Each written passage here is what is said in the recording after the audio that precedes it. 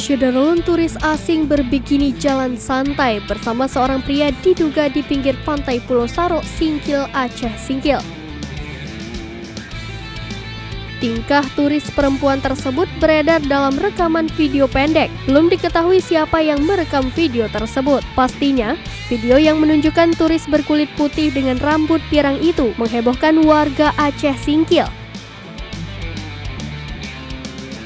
Kepala Satpol PP dan WH Aceh Singkil, Ahmad Yani, saat dikonfirmasi pada Kamis 14 Juli 2022 mengatakan pihaknya mengetahui kejadian tersebut tadi pagi. Mendapat informasi tersebut, dirinya langsung turun ke pantai Pulau Saro. Dari keterangan warga sebut Ahmad Yani, kejadiannya benar di pantai Pulau Saro. Waktu kejadian disebut Ahmad Yani terjadi pada Rabu 13 Juli 2022 sore.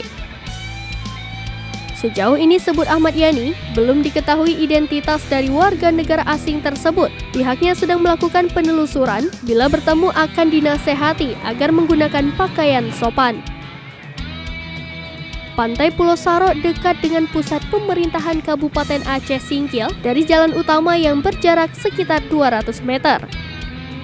Kabupaten Aceh Singkil terbuka dan menerima kehadiran wisatawan dari manapun, hanya saja harus hormati aturan yang berlaku.